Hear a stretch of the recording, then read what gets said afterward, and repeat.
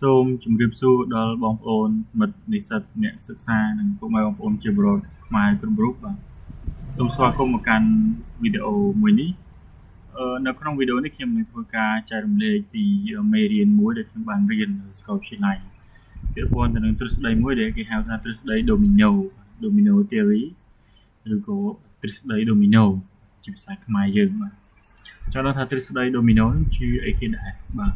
បើសូមនិយាយបែប joking លេខស្អីមួយចុះបើសិនជាយើងចូលទៅក្នុងGoogle យើងដាក់ domino pizza ហើយជាបងប្អូននៅពេលដែលឮពាក្យថាទ្រឹស្ដី domino គឺថាវាជាទ្រឹស្ដីpizza ឬក៏ម្ហូបអាហារបែប fast food ហើយបាទតែមិនមែនទេទ្រឹស្ដី domino នេះគឺគេមានអត្ថន័យទូលំទូលាយរបស់គេច្បាស់លាស់ជាក់លាក់របស់គេបាទចឹង what is domino theory តើអ្វីទៅជាទ្រឹស្ដី domino theory was a prominent geopolitical theory during the Cold War. It posited that if one country in a region fell under the influence of communism, its surrounding neighbors would inevitably follow suit, toppling like a row of falling dominoes. ខ្ញុំសូមធ្វើការបញ្យល់នៅ clear ដែលគេបានសរសេរនេះបាទចឹងគេចង់មានន័យថាទ្រឹស្ដី domino គឺជាទ្រឹស្ដីនៅផ្នែកភូមិសាស្ត្រនយោបាយមួយដែលត្រូវបានគេប្រើប្រាស់នៅក្នុងអំឡុងពេលដែលសង្គ្រាមត្រជាក់បានកើតឡើងហើយសង្គ្រាមត្រជាក់ Cold War សង្គ្រាមត្រជាក់នេះគឺបានកើតឡើងនៅក្នុងអំឡុងពេលដែលឆ្នាំ1950ជាងរហូតដល់ឆ្នាំ1991បាទរវាងសហរដ្ឋអាមេរិកនិងសហភាពសូវៀតហ្នឹងឯងបាទអញ្ចឹងនៅក្នុងអំឡុងពេលនៃសង្គ្រាមត្រជាក់ហ្នឹងគឺមានការប្រកួតប្រជែងផ្នែកមនោគមវិជ្ជាបែបសេរីប្រជាធិបតេយ្យហើយនិងមនោគមវិជ្ជាបែបកុម្មុយនីសបាទអញ្ចឹង domino theory នេះគេយល់គឺថា it posited that a one country in a region បើន័យថាបើសិនជាប្រទេសមួយនៅក្នុងតំបន់ណាមួយនៅក្នុងសកលលោកនោះធ្លាក់ក្រោមការគ្រប់គ្រងឬក៏ក្រោមឥទ្ធិពលរបស់កុម្មុយនីសអញ្ចឹងប្រទេសដែលនៅជុំវិញបាទប្រទេសជិតខាងដែលនៅជុំវិញគឺมันអាចជៀសផុតពីការដែលត្រូវខ្លាយទៅជាកុម្មុយនីសបន្តទៀតទេវាដូចជាទ្រឹស្ដី domino អញ្ចឹងហើយទ្រឹស្ដី domino ហ្នឹងគឺគេយកមកប្រើប្រាស់នៅតំបន់អាស៊ីអាគ្នេយ៍យើងនិងអាស៊ីអាគ្នេយ៍គឺមានកម្ពុជាថៃឡាវវៀតណាមមីយ៉ាន់ម៉ាម៉ាឡេស៊ីឥណ្ឌូនេស៊ីសិង្ហបុរីអីហ្នឹងបាទអញ្ចឹងបន្ទាប់នេះគឺទ្រឹស្ដី domino ជាទ្រឹស្ដីដែលត្រូវបានអនុម័តនៅក្នុងគោលនយោបាយការបរទេសរបស់សហរដ្ឋអាមេរិកបន្ទាប់ពីសង្គ្រាមលោកទី2ដែលវាជាទ្រឹស្ដីដែលយល់ថាការដួលរលំនៃរដ្ឋមិនមែនកុម្មុយនីសបាទរដ្ឋមិនមែនកុម្មុយនីសមួយនៅក្នុងតំបន់ទៅជាលទ្ធិកុម្មុយនីសនឹងនាំឲ្យមានការដួលរលំនៃរដ្ឋាភិបាលមិនមែនកុម្មុយនីសនៅក្នុងរដ្ឋជិតខាងក្នុងតំបន់ហើយប្រែក្លាយទៅជារដ្ឋកុម្មុយនីសជាបន្តអញ្ចឹងដូចដែលខ្ញុំបានបញ្យល់អញ្ចឹងបើសិនជារដ្ឋមួយឧទាហរណ៍បាទនេះដូចជាក្រប domino មួយបាទក្រប domino មួយនេះក្របនេះគេដាក់ឈរត្រង់ស្មើគ្នាទេបាទក៏ប៉ុន្តែបើសិនជាក្របឈើតូចនេះមួយដួលគេអាផ្សេងទៀតគង់តែដួលរហូតដល់អស់លេងមានកន្លែងណាអាចដួលទៀតបានអញ្ចឹងវាអត់ខុសពីទ្រឹស្ដីអីដែលគេហៅថា domino ទេបាទអត់ខុសគ្នាទេអញ្ចឹង domino វាយល់ឃើញឧទាហរណ៍ថានេះយើងប្រៀបបានទៅនឹងប្រទេសមួយចុះអញ្ចឹងបើសិនជាប្រទេសនេះជាប្រទេសមួយនេះក៏ជាប្រទេសនេះក៏ជាប្រទេសនេះក៏ជាប្រទេសអញ្ចឹងដល់ពេលដែលវាដួលគឺដួល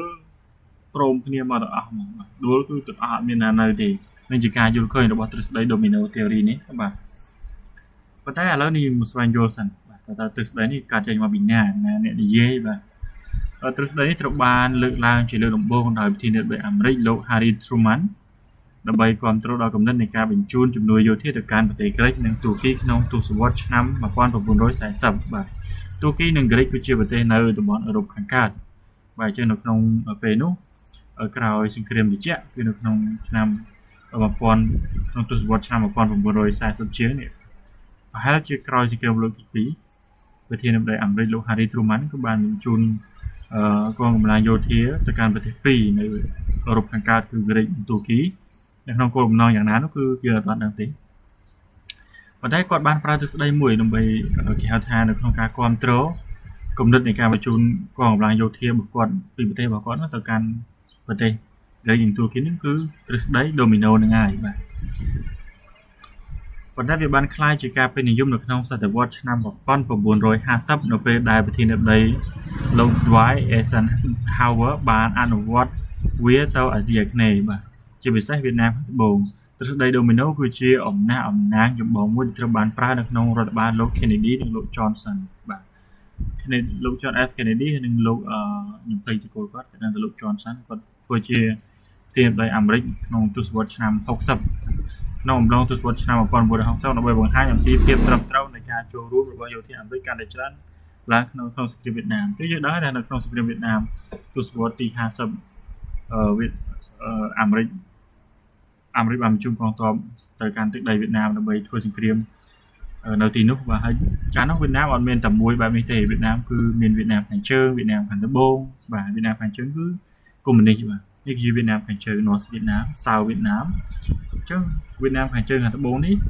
គាត់វាយគ្នាបាទគាត់វាយគ្នាមួយកាន់លទ្ធិជាបតៃសេរីទៅមួយទៀតកាន់របប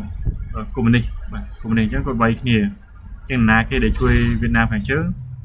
បាទគឺសូវៀតណាគេដែលជួយវៀតណាមខាងត្បូងគឺអាមេរិកអញ្ចឹងគេមើលទៅដូចជាកុម្មុយនីសវាយជាមួយនឹងសេរីបាទគឺមនោគមវិជ្ជាហ្នឹងប៉ុន្តែគេវាយ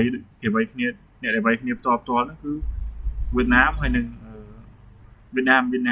ខាងជើងនិងវៀតណាមខាងត្បូងហើយអាមេរិកក៏បានទៅធ្វើសង្គ្រាមផ្ទាល់ដែរជួយវៀតណាមខាងត្បូងមិនឲ្យបាត់បង់ទឹកដីបាត់បង់អធិបតេយ្យភាពព្រោះតាមទស្សនៈនេះគឺគេយល់ថាបើសិនជាវៀតណាមខាងត្បូងនេះហ៊ានតែបានធ្លាក់នៅក្នុងដៃរបស់វៀតណាមខាងជើងកុម្មុយនីសអញ្ចឹងមានន័យថាមិនយូរទេប្រទេសដទៃទៀតដូចជាឡាវកម្ពុជាថៃអាចមានម៉ាឡេស៊ីអាចមានឥណ្ឌូនេស៊ីទៀតឬក៏ភូមាឬក៏ប្រទេសណាទៀតនេះបាទក្នុងទស្សនៈនេះព្រោះនៅក្នុងតំបន់តែមួយតំបន់អាស៊ីអាគ្នេយ៍ដូចគ្នាអាចនឹងคล้ายទៅជាប្រទេសកុម្មុយនីសបាទនេះគឺជាអ្វីដែលខ្ញុំចង់ចែករំលែកទៅកាន់អ្នកនរគ្នាឲ្យបានដឹងអំពីអ្វីទៅទស្សនៈដូមីណូយើងស្រួលចាំទេគឺនិយាយខ្លីគឺជាការយល់ឃើញរបស់ថ្នាក់ដឹកនាំអាមេរិកឬក៏របស់អ្នកដែលកាន់លទ្ធិប្រជាធិបតេយ្យសេរីហ្នឹងយល់ឃើញថាបើសិនជាប្រទេសមួយត្រូវបានទទួលឥទ្ធិពលពីកុម្មុយនីសឬក៏ធ្លាក់ក្នុងការគ្រប់គ្រងរបស់របបកុម្មុយនីសអញ្ចឹងប្រទេសដទៃទៀតដែលជាប្រទេសក្បែរខាងហ្នឹងគង់តែធ្លាក់នៅក្នុងរបបកុម្មុយនីសដូចគ្នាទេបាទវាមិនខុសពីបាទដុំឈើបាទដូមីណូនេះទេដែលដួលមួយទៅដួលទាំងអស់តែម្ដងក្នុងតំបន់ខ្ញុំសូមអរគុណអ្នកនរគ្នាសង្ឃឹមថាវីដេអូនេះមានប្រយោជន៍និងអាចក្លាយទៅជាចំណុចសិក្សាមួយសម្រាប់អ្នកនរគ្នាសូមអរគុណ